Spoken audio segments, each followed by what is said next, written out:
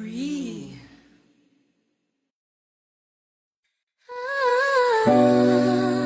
Listen up, get the vibe so clean. Gotta go home, Depot, baby, let's ride.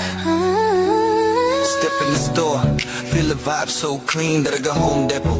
Where the real ones win, that I go home depot. Where the real ones win, that I go home depot. Where the real ones win. Step in the store, feel the vibe so clean that I go home depot. Where the real ones win. Sample na mabadi papunta mamo-tama. Alo pag-wine na nag-alala mo tama mo to ba? Restaurant on deck, BB audio sa tunog. Home of great time bro, saglit lang to tuloy-tuloy. Presyo na matino, hindi mataas, hindi mabigat. Kesyo install namin choice mo, walang sa gabal. TV ref speaker, lahat nandito sa spot. Quality sa masa pero swag sa bawat gamit mo brat. Yeah, that's right. Let's go. Discount every day, kaya chill ka lang. Sa Daraga Home Depot, sure ka, walang sablay. Kaya save more, live. Alles better. Sa Daraga Home Depot, panalo bawat bili. May freebies pang kasama, o diba ang dali?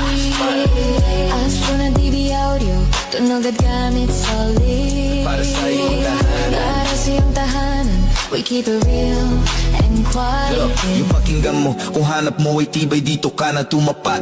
Service on point, hatid namin laging tapat.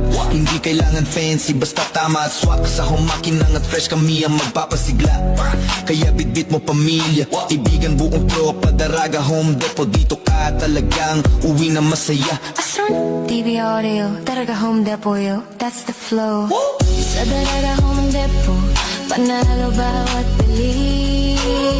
May freebies pang kasama, o diba ang dali? Astro na DB Audio, Astro na DB Audio, tunog at gamit solid. para sa iyong tahanan. Para sa iyong tahanan, we keep it real and quality. Sa Home Depot.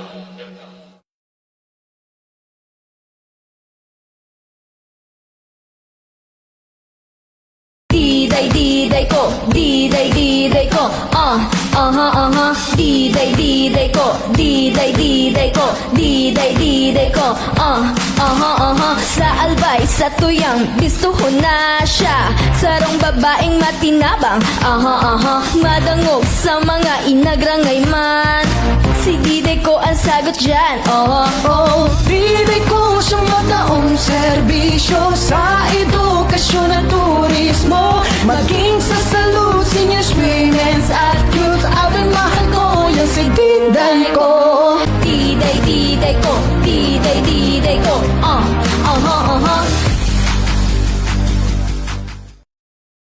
Fuji Denso Appliances, your trusted partner for home and business. Fuji Denso offers a wide selection of freezers, chillers, and refrigerators for reliable food storage solutions. Kitchen appliances for a sophisticated upgrade.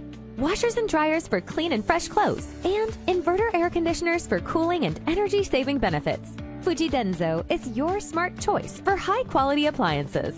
Build your dreams and upgrade the quality of your life with Fuji Denso. Quality above all. At Whirlpool, we believe that special moments mostly happen at home. This is why we carefully design appliances that help you take better care of your family every day. From refrigerators, microwave ovens, cooking ranges, built-in cookers, dishwashers, and more. Each Whirlpool appliance combines elegance, efficiency, and performance to bring an effortless cooking experience in the comfort of your home. Create delicious meals with ease, only with Whirlpool.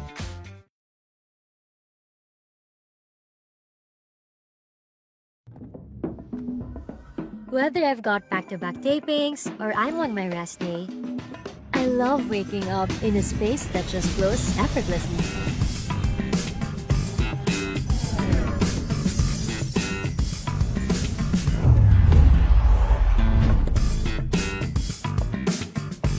Prepare a healthy breakfast? Check.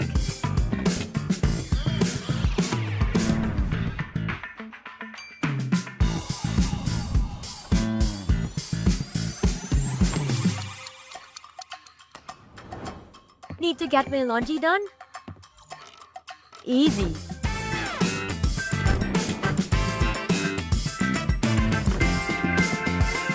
on days when I need a little extra comfort. Hey TCL, turn on the AC. Hey TCL, adjust temperature to 18 degrees. There's beauty in looking beyond the big picture perfect moments.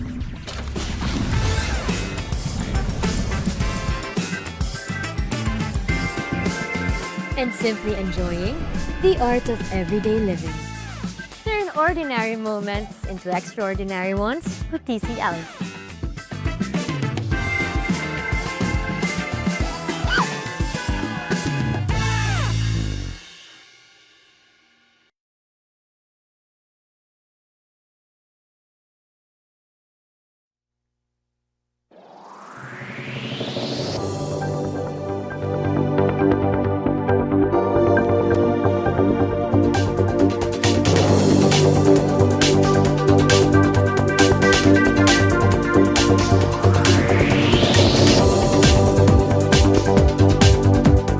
TunePocket.com.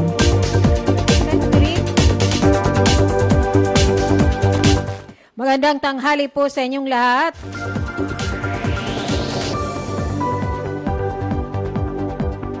Para sa ABN Balitang Tanghali, makakasama niyo yung lingkod, Jessica Marciliana, ngayong araw ng Martes, June 23, 2026. Para sa Balitang Nasyonal, Balitang Probinsya, Sports and Showbiz, at sagang kalusugang balita, dito lang po yan sa ABN Balitang Tanghali.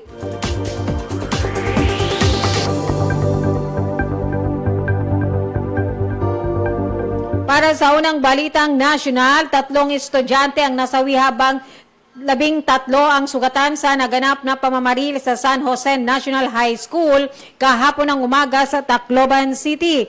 Sa ulat ng pulisya, ilang putok ng baril ang narinig habang may klase. Dahilan upang magpanik ang mga estudyante at guro. Dead on the spot ang isang babae at isang lalaki, habang dead on arrival ang isa pang babaeng estudyante. 7 iba pang estudyante ang nasugatan at isinugod sa ospital para sa gamutan.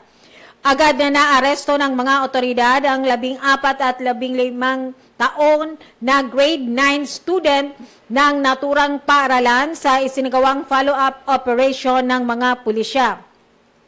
Unang nadakip ang isa sa mga sospek na anak ng isang sundalo at residente ng barangay San Jose, habang ang ikalawang sospek naman ay naaresto sa isinagawang hot pursuit operation sa parehong barangay.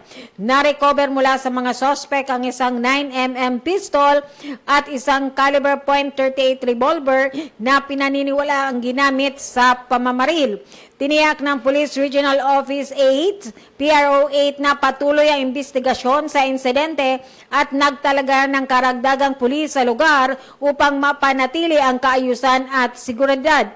Ayon kay Police Colonel Noelito Getigan, hepe ng Tacloban City Police Office, kabilang sa mga tinitingnang motibo ang umano'y pambubuli na naranasan ng mga sospek.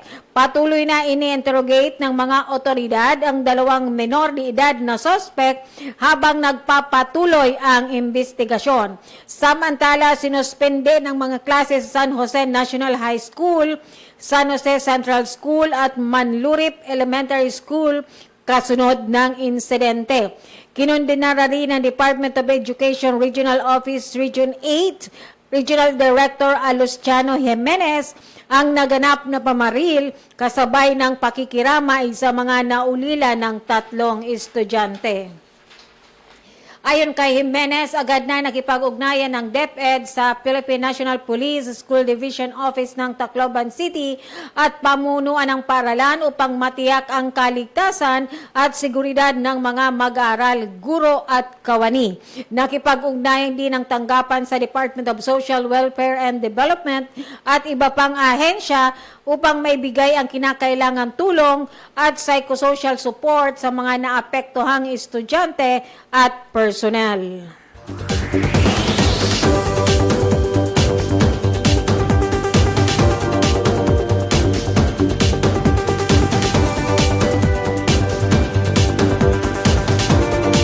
Para sa pangalawang balitang national, papayagan ng impeachment court ng Senado ang House Prosecution Panel at depensa ni Vice President Sara Duterte na magharap ng mga sorpresang saksi sa panahon ng paglilitis sa impeachment. Ayon kay Senate Secretary Renato Bantog Jr. nung Lunes, si Bantog ang nagsisilbing clerk of court ng impeachment trial na inasahang magsisimula sa July 6. Ang parehong partido niya ay may karapatang gumawa ng mga reserbasyon tungkol sa mga saksi na maaaring hindi pa available sa panahon ng pre-trial.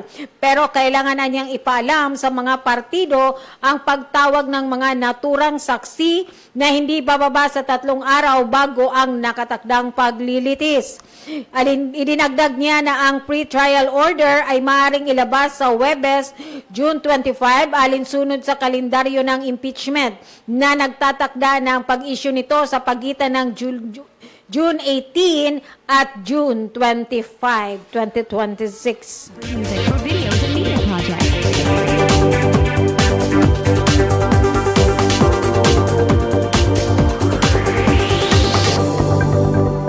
Pangatlang balitang nasyonal, muling iginiit ni Senator Robin Padilla na dapat ibaba sa 10 years old ang edad ng maaring sampahan ng kaso matapos ang insidente ng pamamaril sa paaralan ng Tacloban City.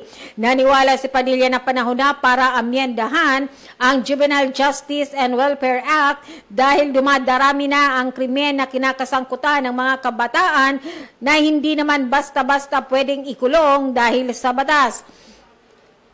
Ipinaliwanag ni Padilla na nais niyang ibaba sa 10 years old ang criminal liability dahil ito ang sinusunod ng mga bansa sa Europa. Anya sa Europe mismo na sinasabing nandun ng human rights at 10 years old gulang ang sinusunod na edad para sampahan ang kasong kriminal ng isang nagkasala.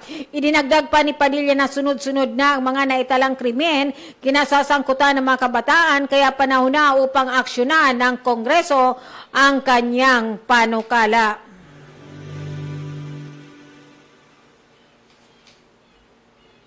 Para sa pang-apat na balitang nasyonal, kasunod ng stabbing shooting incident, inuutos ni Philippine National Police Chief General Jose Melencio Nartates Jr. sa lahat ng police commander sa bansa na higpitan ng mga hakbang sa seguridad sa paligid ng mga paaralan kasunod ng magkahiwalay na insidente ng pananaksak at pamamaril sa mga campus sa Cavite at Tacloban City. Sa flag raising ceremony ng PNP sa Camp Crame noong Lunes, sinabi ni Nartates na dapat paigtingin ng mga pulis ang kanilang presensya sa paligid ng mga paaralan, dagdagan ng mga preventive patrol, magsagawa ng masusing security assessment at palakasin ang koordinasyon ng mga school authorities, lokal pamahalaan at mga magulang at iba pang stakeholders sa komunidad. Samantala, pinapaliwanag ni PNP Public Information Office Chief Police Colonel Alan Ray Co na may umiiral na patakaran na maglilimita sa pagpasok ng mga pulis sa loob ng paralan upang mapanatili ang mga ito bilang mga zone of peace. Gayunman, nakipag-ugnayan ng PNP sa Department of Education at sa mga local government units para sa mga kagamitang pansiguridad gaya ng x-ray machine, metal detectors at karagdagang security personnel at mabantayan ang mga pumapasok sa mga paaralan. Isa rin sa mga nakikitang solusyon ay ang pagtalaga ng barangay tanod upang tumulong sa pagbabantay sa pag-screen sa mga pumapasok sa school premises, particular upang maiwasan ang pagpasok ng mga armas at iba pang mapanganib na bagay.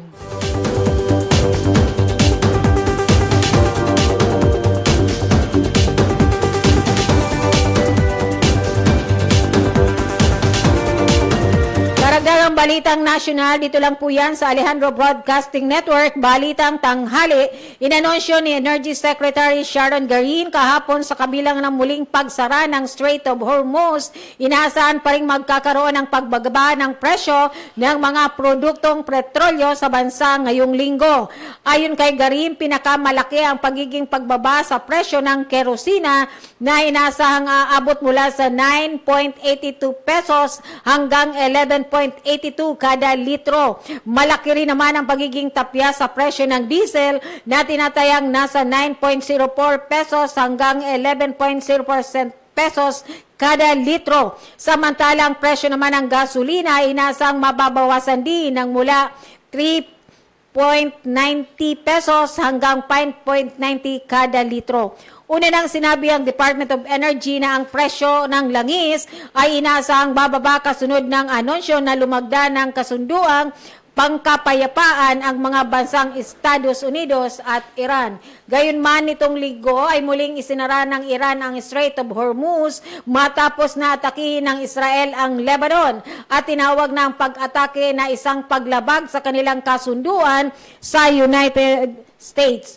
Ang pinal na paggalaw sa presyo ng mga produktong petrolyo ay inanunsyo ng mga DOE at mga kumpanya ng langis tuwing araw ng Lunes at pinapairal naman tuwing araw ng Martes. Pocket.com.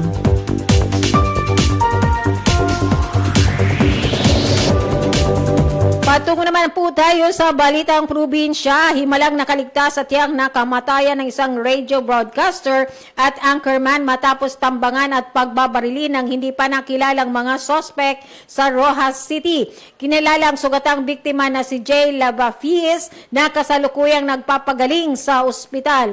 Batay sa paunang ulat, hinarang ang dalawang sospek na sakay ng motorsiklo ang sasakyan ni Lavafies habang papasok ito sa kalsadang patungo sa kanyang istasyon ng radyo sa kahabaan ng National Highway sa Barangay Cagay, Rojas City, alas 5 ng umaga kahapon. 4 na putok ng barilang pinakawala ng mga sospek kung saan tumama ang mga bala malapit sa driver's seat ng sasakyan ng biktima. Ayon sa ilang residente, nakita nila ang mga sospek na naghihintay sa kabilang bahagi ng kalsada simula pa bandang alas 4 ng madaling araw na posibleng nagmatsyag muna sa galaw ng broadcaster bago isagawa ang ambush. Sa kasalukuyan, nasa maayos na umunong kondisyon si Lavafies habang nagpapatuloy ang investigasyon ng mga otoridad upang matukoy ang pagkakakilanlan ng mga salarin at motibo sa krimen. Agad namang kinondina ng Presidential Task Force on Media Security ang pananambang kay Lavafies sa pahayag ng PTFMOs. Marlin itong tinuligsa ng lahat ng uri ng karahasan at pananakot laban sa mamamahayag at iginiit na walang puwang ang mga ito sa isang demokratikong panlipunan.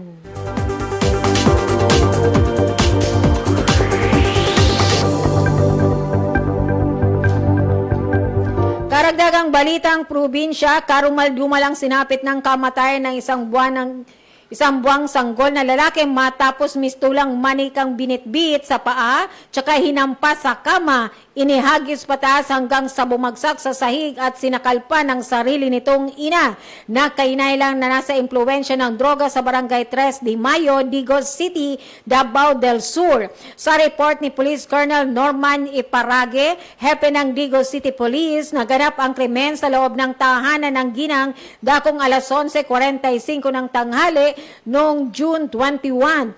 Ayon sa investigasyon, narinig pa ng mga kapitbahay na malakas ng pag-iyak ng sanggol na si Baby Cedrix mula sa tahanan ng ginang na kinilala lamang sa pangalang Jocelyn.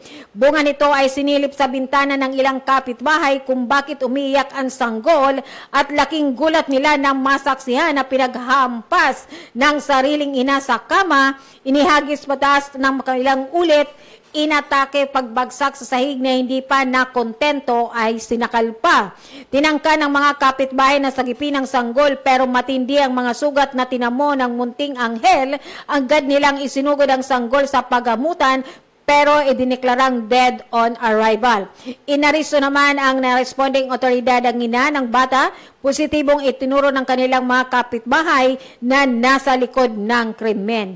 Lumitaw sa investigasyon na bago sa insidente ay humingo mano ng pera ang ginang sa kanyang ka-live-in partner para umano pambili ng alak pero hindi binigyan ng nasabing mister na ubali sa kanilang bahay. Sinisilip ng mga otoridad ang posibilidad na lango sa droga ang ginang nang mangyari ang krimen. Dahil matagal nang nagpapaulat na isa siyang adik sa pinagbabawal na gamot at posible ring dumaranas ng problema sa kaisipan o may kondisyon ng postpartum matapos manganak.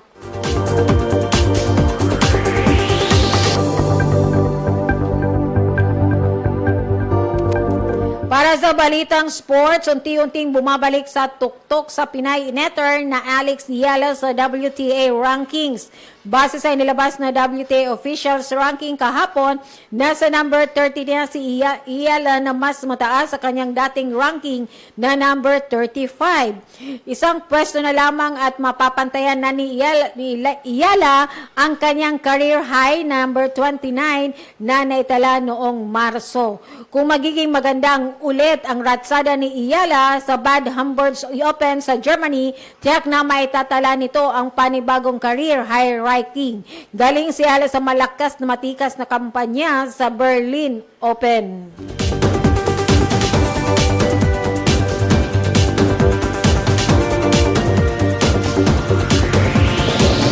Para sa balitang showbiz, ito lang po yan sa Alejandro Broadcasting Network, Balitang Tanghali. Grabe yung napanood na maging advanced episodes ng Coco Martin Sigabo. Talagang matindi ang mga eksena at mararamdaman mo ang amoy ng tundo. Expected na iniba ng aktor ang kanyang ginawa rito kaysa sa mga nauna niyang action series sa FPJs, Ang Probinsyano at Batang Quiapo. Mapapanood gabi-gabi ang Sigabo kasama si Julia Montes na siksik sa aksyon, may kilig at hinaluan ng katatawanan na may mahalagang aral din at may shade rin sa nangyayari sa ating bayan. Bagong putahe, kumbaga, kaya inaasang tatangkilikin ito ng mga manunood. At higit na sorpresa rito si Julia, grabe yung isa sa mga unang eksena na hinahabol niya ang isang bus na hinold up. Car chasing, nagmamaneho at bumabaril siya at same time. Actually, ang ganda ng kanyang exposure at maging action star ang actress na kilala sa pagdradrama.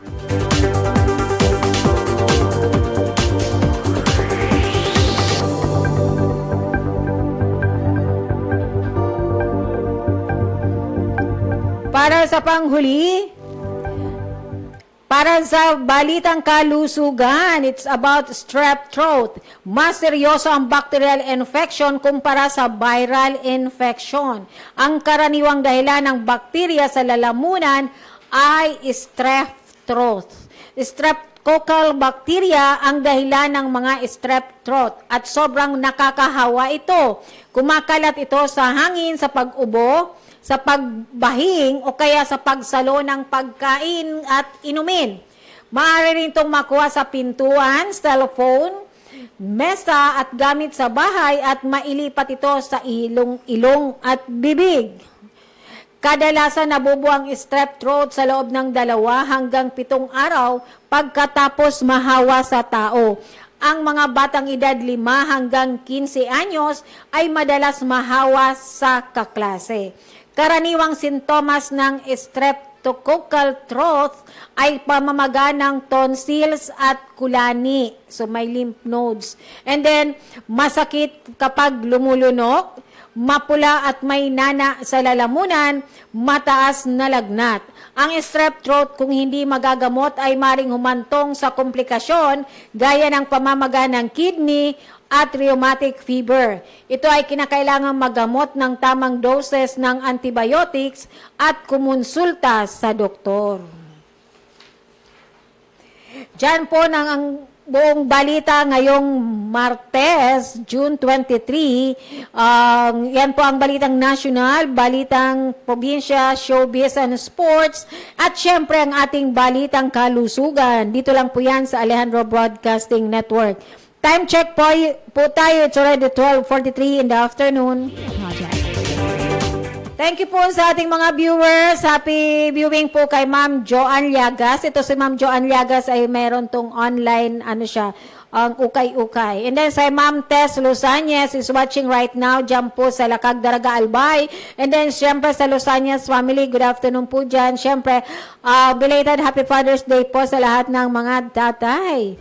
And then syempre kay Ma'am MJ Rito, and Rito family is watching right now. Then dyan po siya sa City, ano yan? City, ano yan ang sa panglungsod. Hindi ko na ma-broadcast. So, sige. And then syempre kay Chris, kay Manay, si Chris Ayon Yambao is watching right now dyan po sa Yambao family dyan po sa Bye-Bye. Good afternoon sa inyong lahat.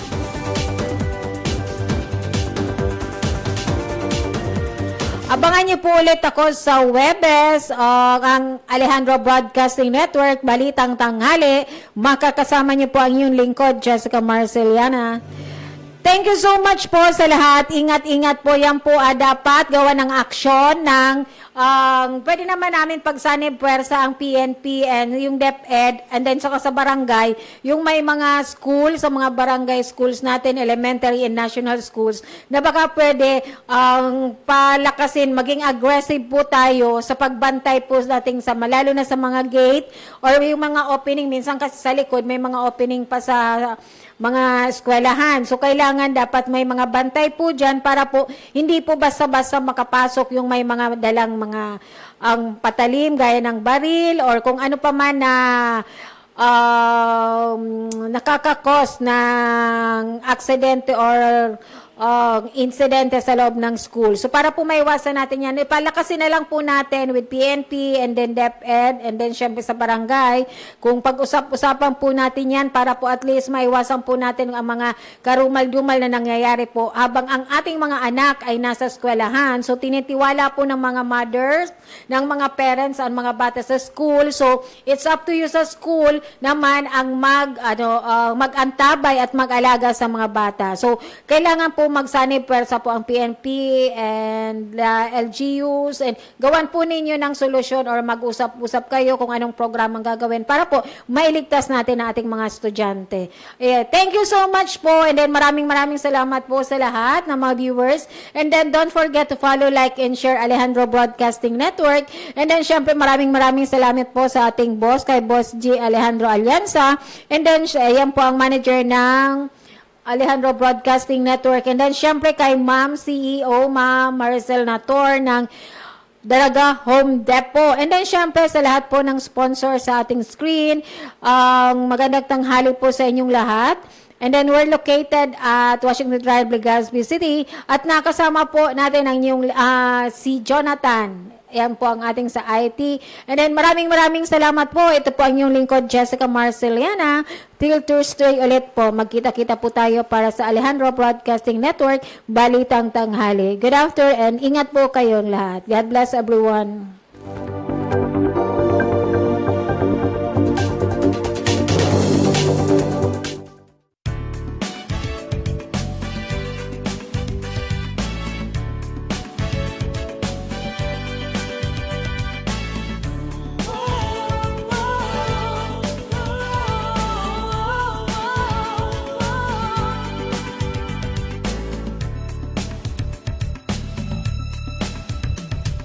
Sadyang mahalaga ang buhay sa mundo. Ingatan ang sarili at ang ating kapwa-tao. Huwag papansinin, patalastas na sigarilyo. Piliting iwaksi ang masamang bisyo.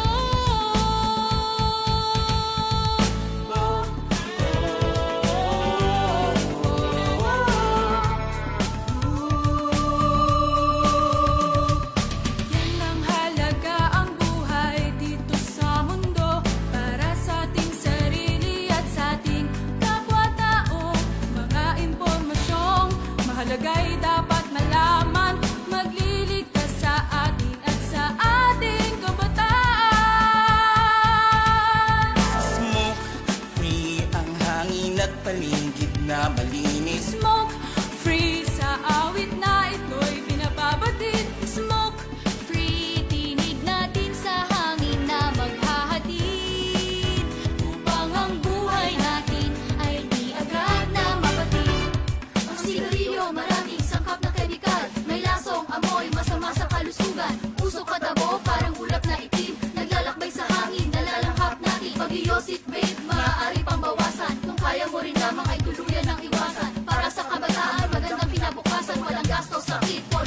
kalikasan. Smoke free ang hangin at paligid na malinis. Smoke free sa awit na ito'y pinababati. Smoke free, tinig natin sa hangin na maghahatid upang ang buhay natin ay di agad na mapatid. Oh, smoke free ang hangin at paligid na malinis. Smoke free sa awit na ito'y pinababati.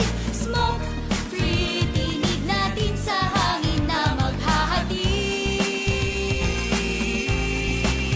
upang ang buhay natin ay di agad na mapatid.